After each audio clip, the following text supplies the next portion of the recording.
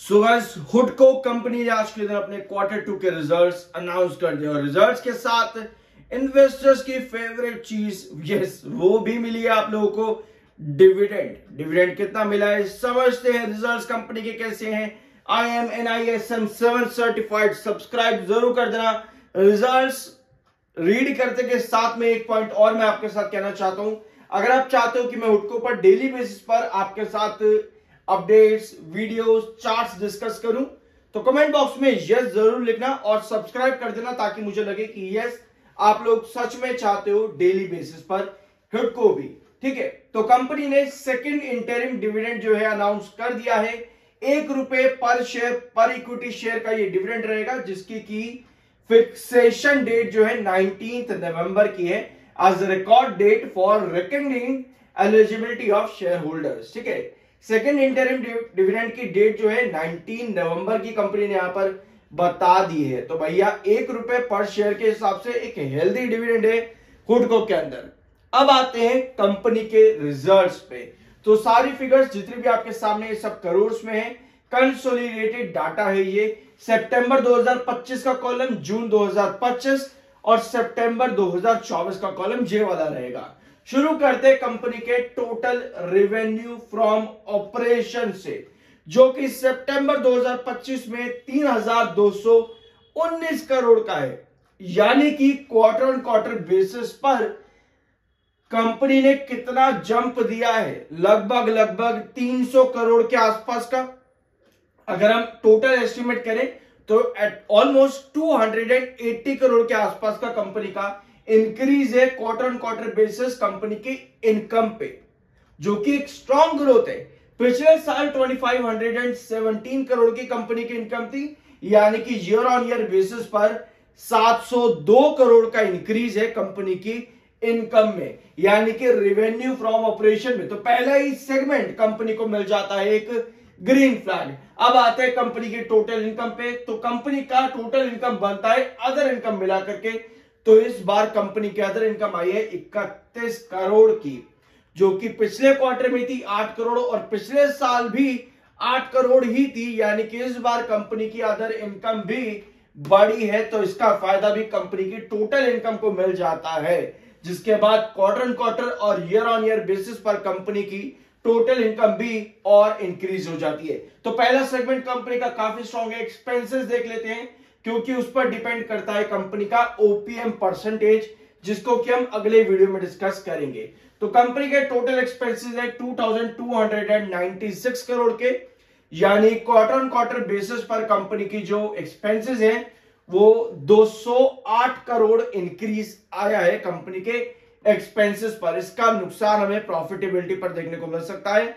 देखते हैं कितना इफेक्ट आता है कंपनी की प्रॉफिटेबिलिटी पे क्वार्टर ऑन क्वार्टर पे। पिछले साल कंपनी के एक्सपेंसेस 1526 करोड़ थे, तो ईयर ऑन ईयर बेसिस पर भी कंपनी के एक्सपेंसेस बढ़े हैं। और ये आप एंटिसिपेट कर सकते हो, इनकम पे ग्रोथ अच्छा है तो एक्सपेंसेस भी बढ़ेंगे, बट एक्सपेंसेस मेरे ख्याल से ना इस बार कंपनी का ओपीएम परसेंटेज कम आएगा। At least quarter on quarter basis पर कंपनी का ओपीएम परसेंटेज कम आ सकता है इस बार, क्योंकि एक्सपेंसेस ज्यादा है क्वार्टर ऑन क्वार्टर पे। तो अब आते हैं कंपनी के प्रॉफिट बिफोर टैक्सेस पे। 954 करोड़ का प्रॉफिट है कंपनी का। एक्सपेंसेस ज्यादा आए हैं और आपके पिछले क्वार्टर यानी कि जून के अंदर 857 करोड़ का कंपनी का प्रॉफिट था, यानी कि कंपनी के प्रॉफिट बिफोर टैक्सेस में 100 करोड़ से कम का जंप है, मतलब लगभग 97 करोड़ के आसपास का जंप है कंपनी के प्रॉफिट में, जो कि एक डिसेंट जंप है प्रॉफिट बिफोर टैक्सेस के अंदर। पिछले साल कंपनी के प्रॉफिट 1000 करोड़ के थे। वही बात एक्सपेंसेस को कंपनी यहां पर ज्यादा आए, तो इसी में कंपनी के प्रॉफिट बिफोर टैक्सेस जो है ईयर ऑन ईयर बेसिस पर लगभग कितना यहां पर 46 करोड़ का डिफरेंस है, यानी 40 करोड़ कंपनी के प्रॉफिट जो है कम आए हैं ईयर ऑन ईयर बेसिस पर। तो स्टिल नंबर्स अभी भी अगर हम देखें, एक्सपेंसेस ज्यादा आने की वजह से ओपीएम परसेंटेज कंपनी का कम है, तो profit before taxes year on year basis पर कंपनी का ड्रॉप आया है। ठीक है, अब आते हैं प्रॉफिट फॉर द पीरियड पे, यानी कि प्रॉफिट आफ्टर टैक्सेस। तो 709 करोड़ का प्रॉफिट है कंपनी का सितंबर 2025 में। जून 2025 में 630 करोड़ का प्रॉफिट था, यानी कि कंपनी का कितना 79 करोड़ कंपनी का प्रॉफिट जो है इंक्रीज हुआ है क्वार्टर ऑन क्वार्टर बेसिस पर। और पिछले साल कंपनी का प्रॉफिट आफ्टर टैक्सेस था 688 करोड़। तो भैया टैक्स एक्सपेंस कंपनी का बड़ा है, 311 करोड़ का टैक्स एक्सपेंस था कंपनी का पिछले साल और इस बार 244 करोड़ का टैक्स एक्सपेंस है, जिसके बाद कंपनी का profit year on year basis पर बढ़ जाता है।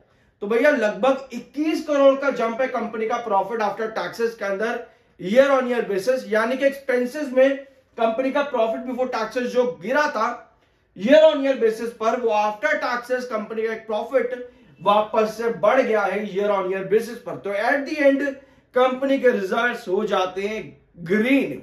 बस एक ही चिंता की चीज यहां पर है, वो है ओपीएम परसेंटेज, यानी कि ओपीएम परसेंटेज कंपनी का गिरा है। ओवरऑल रिजल्ट्स कंपनी ने अच्छे दिए।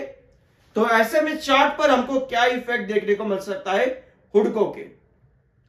ठीक है, ये है हुडको का चार्ट, आपको दिख रहा है कि 2024 मिड में जो आपका हाई आया था वहां से अभी भी आप काफी नीचे हो। आपका हाई था 2024 के अंदर लगभग 340 का और इस समय आप ऑलमोस्ट 230 रुपए के आसपास काम कर रहे हो।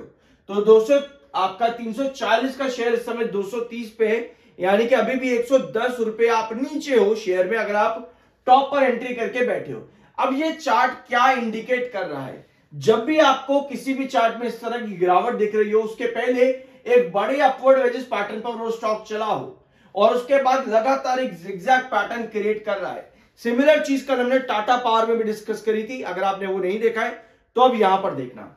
ठीक है, आपकी कंडीशन इस समय हुडको के अंदर ये है कि आपके एक वेजेस पैटर्न पर ये स्टॉक चल रहा है। इस तरह के wedges pattern usually higher highs और लोअर लोस क्रिएट करते हैं। इस तरह की पोजीशन आपको जब भी दिखे आपके दो डायगोनल क्रिएट होते हैं। पहली डायगोनल आपकी ये वाली है, दूसरी डायगोनल आपकी ये वाली है। ये दोनों डायगोनल आपके क्या बनाती है, बेसिस बनाती है, यानी कि आपको यहां पर एक स्ट्रैटेजी पता चलती है कि आपका स्टॉक जो है लॉन्ग टर्म के अंदर एक वेजेस पैटर्न क्रिएट कर रहा है जहां पर दो डायगोनल पर बेसिस क्रिएट हो रहे हैं। आप देख सकते हो एक बेस आपका यहां पर था और फिर नीचे वाली डायगोनल पर बेस बनाया, यहां भी वही बेस बनाया और अभी इस समय भी इसी डायगोनल के ऊपर ये स्टॉक चल रहा है उनको। सो ऐसी कंडीशन पर आपका अल्टीमेट जो गोल होता है लॉन्ग टर्म चार्ट पे वो आपको अप ट्रेंड ही दिखाता है, बट ये अप ट्रेंड बहुत स्लो होता है। यूजुअली ऐसे चार्ट्स में आपको बड़े बड़े ब्रेकआउट भी मिल जाते हैं अचानक से, जो कि आपके पुराने रिस्ट्रिक्शन भी ब्रेक करते हैं। ठीक है, बट एट द एंड फिर वापस से जब गिरावट आती है तो वही आपके पुराने रिस्ट्रिक्शन बेसिस का काम करते हैं। तो इस तरह के स्टॉक्स को आप क्या कहते हो, एसआईपी स्टॉक्स। जो आप मार्केट में ढूंढते हो कि भैया एसआईपी कहां करें, इस तरह के वो स्टॉक्स होते हैं जहां पे आप एसआईपी कर सकते हो। ऐसे कंपनीज आपको एक बड़े अप्स एंड डाउन्स दिखाती जरूर है, बट इनका अल्टीमेट गोल होता है एक अपवर्ड डायरेक्शन के अंदर, जो कि एक स्लो ग्रोथ के साथ आता है। आपको पुराने बेसिस बार बार देखने को मिलते हैं, पुराने रिस्ट्रिक्शंस बार बार रिपीट होते देखने को मिलते हैं, बट अल्टीमेट गोल इनका दो डायगोनल पर आता है, जैसे आपको इस समय हुडको में ये दो डायगोनल नजर आ रही है। सिमिलर चार्ट आपका टाटा पावर का भी है। अगर आप चाहते हो हुडको पर मैं आपके साथ डेली अपडेट इसी तरह से रेगुलर बेसिस पर करूं तो सब्सक्राइब कर देना और कमेंट बॉक्स में यस जरूर लिख देना। बाय सर की कोई रिकमेंडेशन नहीं है। मिलते अगले वीडियो में।